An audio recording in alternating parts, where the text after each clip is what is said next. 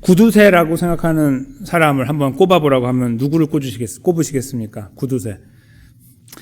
저희는 어렸을 때부터 스크루지를 들어봤죠. 네, 스크루지는 벌써 100년이 넘게 오래된 이야기인데 세상에 구두쇠 이야기하면 스크루지를 빼놓을 수 없습니다. 여기 크리스마스 캐럴이라고 하는 이제 번역된 책이고 원래 책인데 1843년에 무려 한참 전에 영국에서 그 유명한 소설가인 찰스 디킨스가 쓴 이 소설의 주인공이 바로 지금 말씀하신 스크루지인데요. 스크루지가 그 안에서 이룬 일들을 보면 이제 열심히 돈을 번 사람이지만 나이가 지긋이 들어서 이제 그 돈의 노예가 되어 살아가는 것을 이제 보여줍니다. 그래서 모든 것을 아끼는 것처럼 보이나 자기만 아끼는 게 아니고 자기만 아끼면 되는데 다른 사람 것까지 안 주는 거죠. 그래서 구두쇠라고 부르는데 그런 사람이 꿈속에서 변화를 경험하게 되잖아요. 그 변화 여정에서 저기 지금 보통 그림 첫 번째 그림에 나오기도 하는데 그 쇠사슬을 메고 있는 친구가 등장해요. 말리라고 하는. 원래 이 친구하고 같이 비즈니스를 열어가지고 이제 성공을 했거든요. 근데 그 친구가 먼저 세상을 떠났어요. 근데 그 친구를 만난 거예요. 쇠사슬을 감고 온 거예요. 그러면서 하는 말이 너는 나보다 더 무거운 쇠사슬을 짊어지게 될 거다. 이런 식으로 이제 이야기를 하고 너의 인생을 한번 보자 하면서 이제 그때마다 이제 새로운 이제 등장인물이 있어서 이 사람을 데리고 다니면서 이제 그 과거와 현재와 미래를 보여주잖아요. 근데 미래를 봤을 때 아시다시피 아무도 없어요. 조객이. 자기 죽었는데 아무도 없어. 그걸 보고서 이 사람이 이제 오열을 하고 이렇게 인생을 살면 안 되겠다를 알지만 이 처음 단계가 어디였냐면 자기 어린 시절이었어요. 어린 시절에 사실 굉장히 외로운 사람이었잖아요. 친구가 없어요. 그러니까 이제 그 가정 형편도 어렵고. 근데 이제 그때에 그래서 이 친구가 이제 이 사람이 결국은 돈 버는 데 집중하게 된 거예요. 근데 이제 그렇게 망가지기 전에 인생이 망가지기 전에 사실은 어떤 것을 보냐면 이제 그때 과거에 가서 자기 동생을 보는 거예요. 펜이라고 부르죠. 그 사람 이름. 근데 그 사람이 동생이 자기를 감싸주는 장면. 그러니까 그 친구들은 나를 버렸는데 나의 벗이 되어주고 내 옆에 있던 여동생이 보이는 거예요. 거기에서 이제 그 울컥하게 올라오면서 감동이 막 시작되는 거예요. 거기서부터 이제 현재로 미래로 가면서 이제 그게 커지게 되거든요. 그러니까 그게 저는 매우 중요한 포인트라고 생각이 들어요. 구두쇠가 지갑을 여는 결국은 인생을 바꾸는 그 포인트에는 이 이야기에서는 눈물이 있었어요. 사랑을 경험하고 그 사랑을 경험한 자리에서 눈물을 경험하는 그것이 시작점이 되어져서 이 사람의 인생이 바뀌게 되는 그 내용, 해피엔딩으로 끝나죠. 오늘 저희가 보는 이 본문 속에서도요, 되게 특별한 이야기가 기록되어 있는 것을 보게 돼요. 소위 이제 헌금에 대한 이야기인데, 저도 이런 이야기가 기록됐는지 아주 깊이 보지는 못했는데요. 내용을 이렇게 훑어가면서 봤던 기억들만 있는데, 디테일하게 이렇게 살펴본 적은 없어요. 근데 이제 말씀을 준비하고 살펴보게 됐죠. 근데 이 내용도요, 잘 살펴보면 무엇이 있냐면, 어떻게 그 사람들이 자기 목숨보다 아까운 금을 가지고 하나님께 드리게 되었나 하는 내용이 나와요. 근데 결국은 감동이 있었던 거예요. 스크루지처럼. 자기가 감동을 당하게 된 거예요. 감동을 받은 게 아니고 당하게 된 거예요, 자기가. 갑자기. 감동을 당하게 돼서 거기서 변화가 시작된 것처럼 이들에게도 그런 일이 있었어요. 그래서 어떤 일이 있었는지 저희가 잠깐 살펴보려고 하는데, 아시다시피 31장은 저희가 이미 한번 살펴봤습니다. 기억하시는 분도 기억하시지만 오래전에. 왜냐하면 저희가 미디안이라고 하는 민족이 즉 요단 동편에서 살고 있었는데 미디안을 연구하는 학자들은요, 미디안이 굉장히 어렵다고 판단해요. 왜냐하면 원래 미디안은 지금 저희가 아는 상식 중에는 뭐가 있냐면 모세의 처가댁이에요. 그거 기억하시죠? 미디안 제사장이 사돈 어린 장인 어른이잖아요. 그러니까 왜냐면은 본인이 애굽에서 나와가지고 그 도망자의 삶을 살다가 만났던 곳이 거기고 미디안에 갔거든요. 그 딸하고 결혼했잖아요. 그러니까 미디안은 자기 식구예요. 그래서 저희가 이 부분을 이제 31장을 이렇게 생각하다 보면 모세가 자기의 그 장인어른 가족을 다 몰살시켰나 이렇게 생각할 수 있는데 학자들의 생각은 많이 연구한 학자들에 따르면요. 미디안은 굉장히 큰 민족이었어요. 그러니까 이스라엘 못지않게 커서 북쪽부터 남쪽까지 다 섭렵하고 있는, 차지하고 있는 곳이었기 때문에 지금 저기 전반적으로 보면 남쪽과 북쪽은 같은 미디안 피를 갖고 있지만 달랐고 다른 민족들이 굉장히 많이 산지에 있었다라고 보는 것이 더 효과적이고 더 그 고고학적으로 맞다. 이렇게 이제 판단을 합니다. 저도 거기에 100% 동의합니다. 그래서 지금 이들이 머물고 있는 것은요, 자기 장인, 모세의 장인이 있는 곳이 아니고요. 모세의 장인 남쪽에 살아요. 남쪽. 저 제일 남쪽에 살고, 지금 여기는 중부거든요. 그 사해 근처. 여기에서 있는 미디안은 이번에 어떤 일을 했냐면, 저희가 알다시피 이스라엘에게 성적인 범죄를 일으키도록 유도했잖아요. 그렇죠?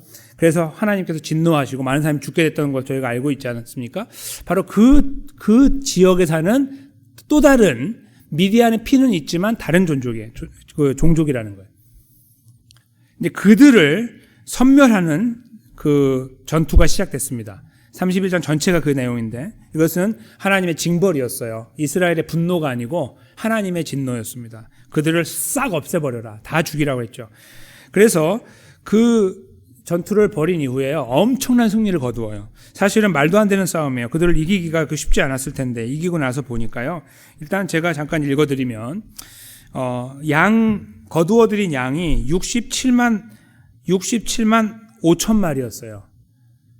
당시에 그 남자들 숫자가 60만 정도 됐으니까 남자 한 명당 한 마리 갖는 꼴로 전리품을 갖게 된 거고, 소는 7만 2천 마리, 나귀는 6만 1천 마리였거든요. 그런 것들을 이래저래 따져보면 엄청난 승리였다는 걸 알게 돼요. 여기서 그들이 그동안에도 많이 갖고 있었지만 아주 부유한 민족으로 바뀌는 거예요. 이 싸움에서. 그렇게 생각하시면 틀림없습니다.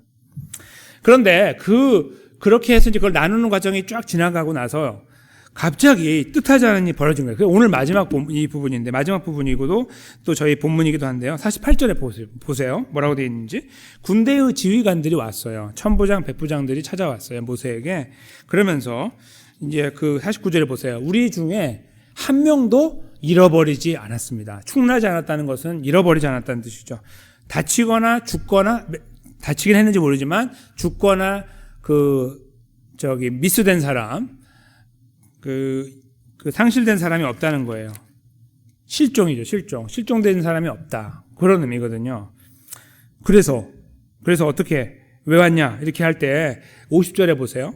우리 각 사람이 받은 바 금 폐물, 이제 그들이 이제 받은 거라기보다는 사실 이렇게 뺏은 거죠. 근데 그 받아온 그 금 폐물이 있는데 종류가 6가지예요. 발목에 차는 거, 손목에 차는 거, 인장반지, 귀고리, 목걸이, 이렇게 되는 거죠.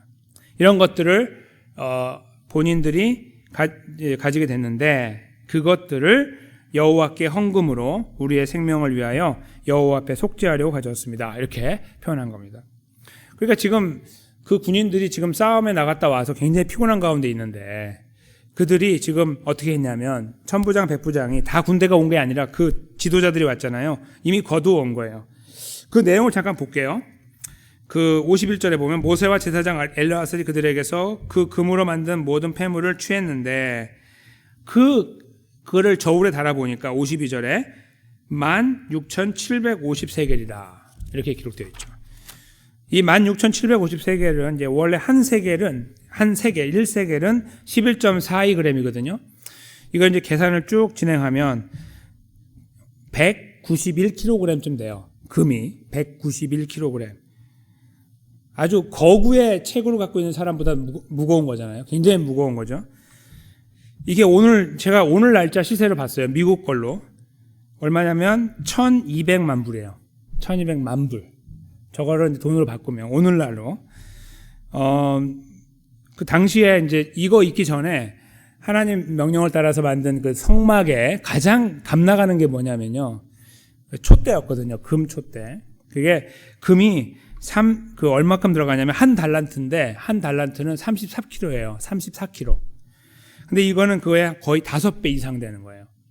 그러니까 그동안에는 이스라엘 갖고 있는 이 전체적인 재산에서 가장 존귀한 거는 금촛대였어요. 이거보다 귀한 건 없어요. 돈으로 따지면. 근데 이번에 바뀐 거예요.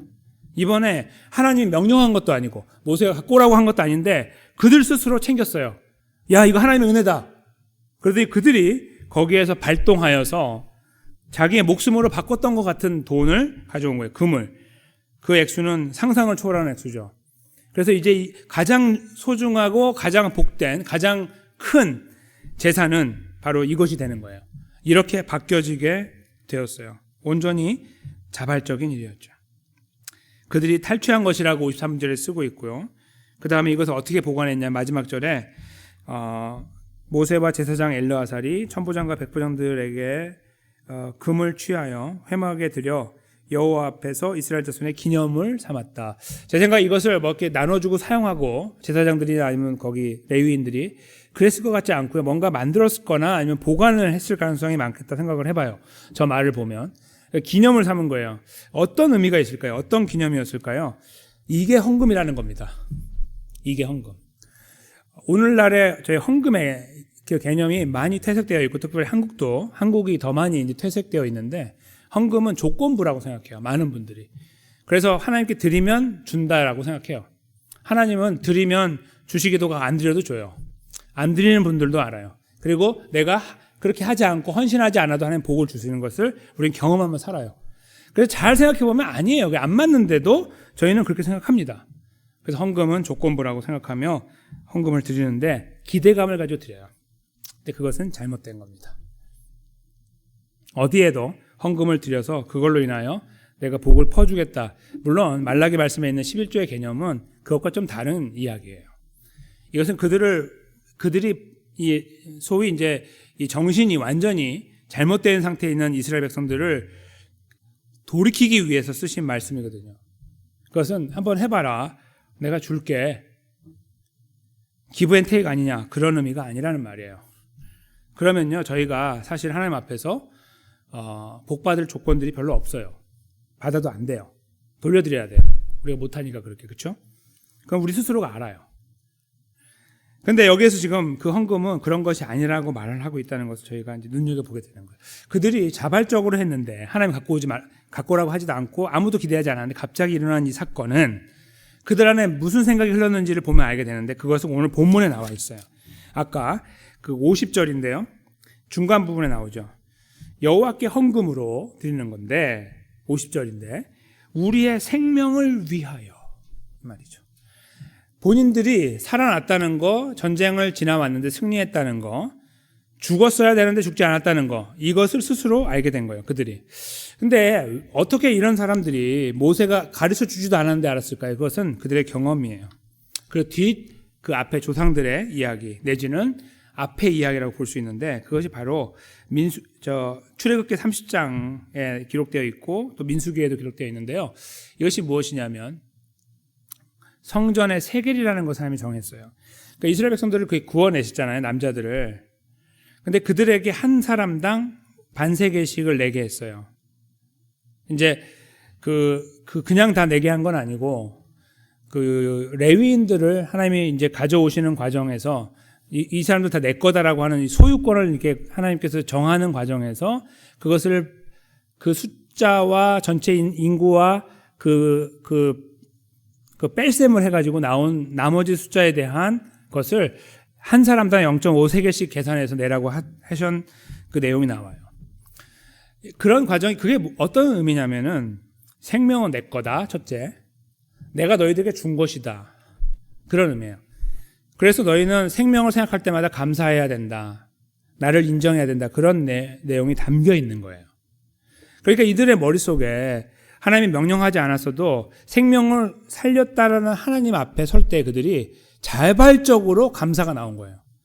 자기의 생명에 대한 것으로. 그러니까 감사한데 어떻게 표현할까? 헌금으로 표현한 거예요. 그냥 드린 거예요. 영어로 offering이라고 그러죠. 드린 것으로. 그것이 바로 여기에 표현되어 있는 그 헌금의 그 근거가 되고 이유가 되는 거죠. 근데 그 다음을 보세요. 지금 그 50절 뒷부분을 보시면 단순히 생명의 문제가 아니고요. 그 뒤에 보시면 여호와 앞에 속죄하려고라는 표현이 나와요. 속죄하려고 갖고 왔다. 제가 속죄라는 말은 죄를 사한다 이런 의미로 쓰기 때문에 그럼 무슨 죄를 져서 갖고 왔나? 이렇게 생각할 수 있습니다. 근데 여기서 말하는 이 속죄라는 말은 그 생명을, 그러니까 죄를 사해서 생명을 살렸다 그런 의미가 있기 때문에 저 앞에 나와 있는 생명을 위하여라고 같은 연결되는 고리예요. 그리고 실제로 아까 0.5세겔, 반세겔을 드린다는 것도 속전이라고 하나님 불렀어요. 그러니까 속하기 위해서 드리는 전인데 그것은 곧 그들의 생명을 위한 거다. 이렇게 하나님이 연결을 하셨거든요. 그들이 그걸 정확하게 기억하고서 여기에 나와서 고백하기를 이 지금 드리는 것은 우리가 살았으니 우리에게 베푸신 생명의 은혜에 감사하여서 드리는 것이라고 하면서 속죄라고 쓴 거예요. 그래서 저 속죄라는 말은 죄를 사하기 위해 드린 것이 아니라 하나님 우리를 살려주셔서 우리의 생명이 붙잡힌 바 이렇게 지탱하고 있음에 감사한다라는 그런 의미의 속죄라는 거예요. 속전 의미가 오히려 더 담겨 있는 것이죠. 그래서 그걸 바탕으로 그들은 하나님께 이 감사의 예물을 드리게 된 거예요. 제가 가끔씩 기도할 때, 헌금 기도를 드릴 때 그런 표현들을 드릴 때가 있어요. 이것은 더 받기 위한 것이 아니다. 그런 고백을 제가 드리는데요. 사실은 우리가 헌금을 하나님께 드릴 때마다 더 받고 싶어요. 저도 그렇고, 저 개인적으로도. 저도 갖고 싶고, 더 받고 싶고, 제가 부족하다는 거 하나님이 아시고, 그래서 그렇게 하나님께 그 간절한 마음을 담아요. 근데 달라고 안 해요. 더 달라고. 하나님, 그러니까 제가 이만큼 했으니까 더 주셔야죠. 그렇게 절대로 안 합니다. 그것은 잘못된 거니까. 왜냐하면요, 지금 여기서 고백하는 이 사람들의 고백은 뭐냐면, 하나님, 저희가 속전을 드리니까 저희가 더 부자가 되게 해주세요? 절대 안 말하죠. 저들은 이미 받은 거에 근거해서 드리는 거예요. 저게 바로 헌금이에요. 진짜 헌금. 그러니까 헌금은요, 근거가 당신이 생명을 받았다 하는 것이 근거예요. 우리가 예수님의 십자가와 부활로 생명을 받았다는 것이 근거가 돼서 헌금을 드리는 거예요. 그것이 진짜 헌금이에요. 우리는 헌금을 그렇게 드려야 됩니다. 일전을 드린다 할지라도 우리는 조건부로 드리는 게 아니에요. 절대로. 그건 잘못된 거예요. 우리는 너무 감사해서, 그냥 오늘 내 생명에 감사해서, 돈을 많이 벌어서 감사할 수 있죠. 아니면 성공해서 감사할 수도 있고, 진급해서 감사할 수도 있고, 그건 다른 문제고요. 기본적으로 하나님을 향해서 헌금을 드리는 이유는 구원받아서, 예수님의 십자가와 부활로 구원받아서 감사하는 거예요. 바로 오늘 본문에서 그 정신이 분명하게 드러나고 있는 거예요. 왜 헌금하십니까? 이래서 헌금합니다. 왜요? 내가 예수님 때문에 구원받아서 감사하니, 행복하니, 생명을 갖고 있으니 하나님께 감사하는 것이다. 이것이 우리의 고백이어야 되고 헌금의 정신이 되어야 된다는 거예요. 우리들의 헌금 생활은 어떠한가 이 시간에 잠깐 생각해 볼 필요가 있습니다. 어떤 분들은 하나님은 돈이 필요하지 않다라고 말씀하십니다. 당연하죠. 근데요, 잘 생각해 보세요. 하나님은 돈이 필요하지 않고 이 세상의 주인이죠. 근데 성경은 하나님은 헌금하라고 했어요. 왜요? 돈이 필요해서요? 그러니까 돈이 필요하지 않다라고 우리가 이야기를 할 때는 많은 생각들이 있는데 저는 이거라고 생각해요. 물질 만능주의예요. 공교롭게도 굉장히 우스꽝스럽게도요. 본인은 마치 하나님을 인정해 드리는 것처럼 여기는데 사실 인정하는 게 아니에요. 우스꽝스러운 이야기예요. 하나님은 그럼 여기에 왜 그 말씀을 써놨습니까? 이런 역사를 왜 여기 기념한다고 말씀했습니까? 필요가 없는데. 나는 이런 거 필요 없어, 돈. 그렇게 말씀하면 맞죠. 아무것도 가져오지 마. 내가 그냥 주는 거야, 다. 이렇게 말씀하시면 된단 말이에요. 근데 성경은 절대 그렇게 말하지 않아요. 예수님도 헌금을 갖고 오는 사람을 향해서 제대로 헌금을 말씀하셨지. 야, 필요 없어. 그거 하나님이 누군데? 라고 말씀하신 적은 한 번도 없습니다. 그렇죠?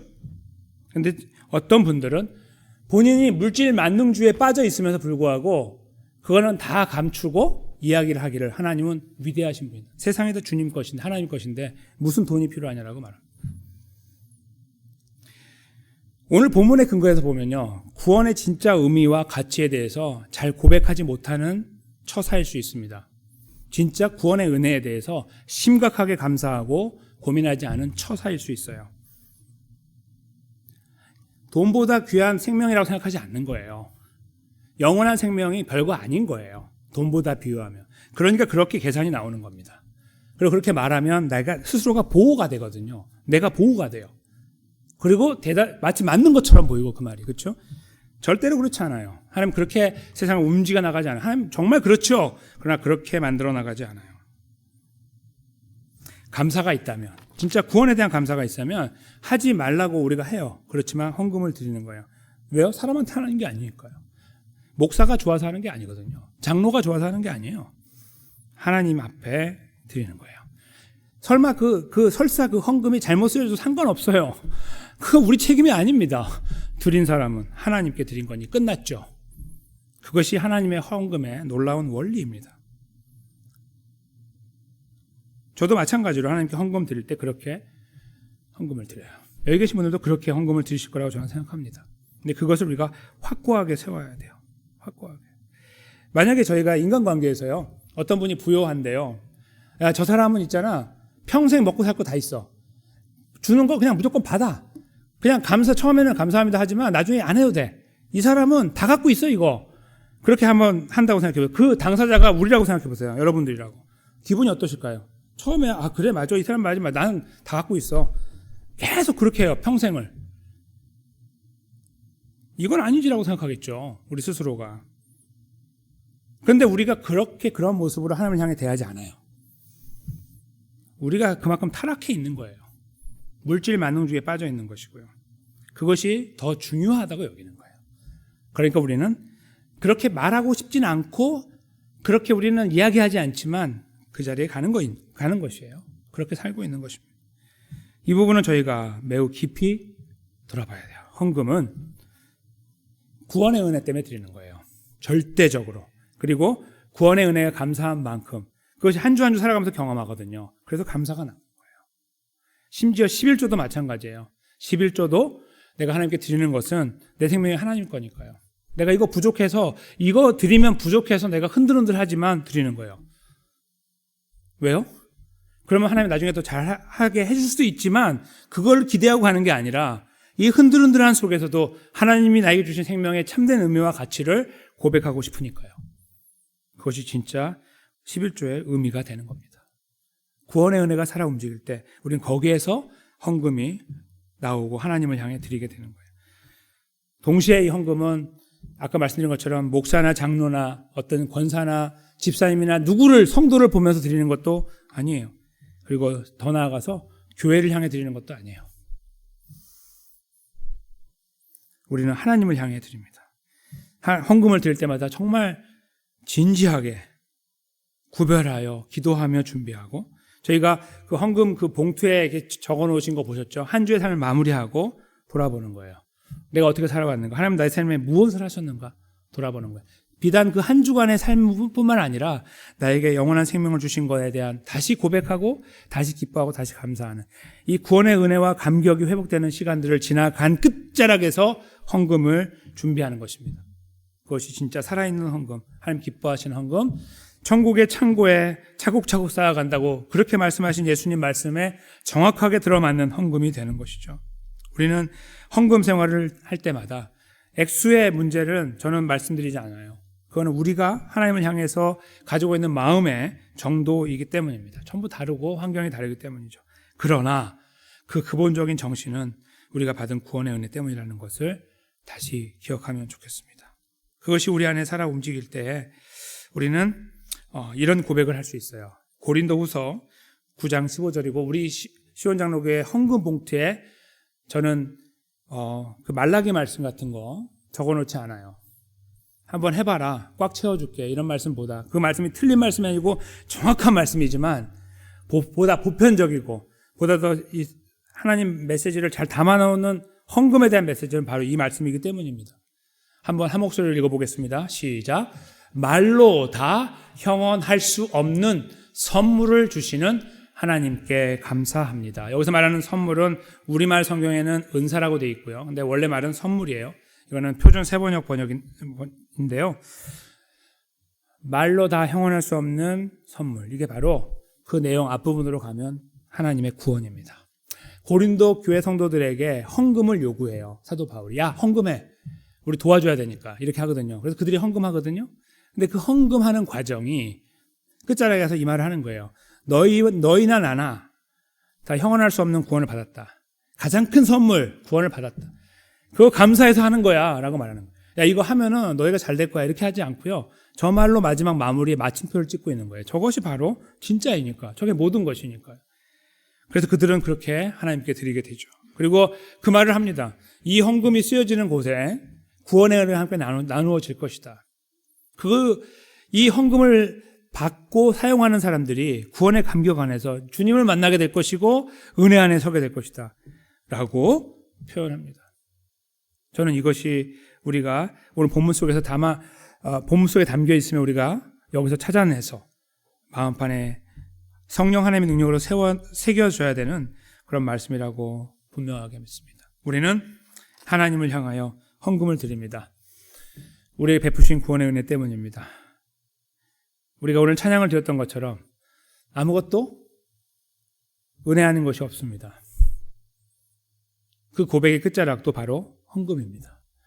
그것은 누구를 향해서 절대로 아닙니다. 교회 형편 때문도 아닙니다. 하나님과 나 사이의 관계입니다.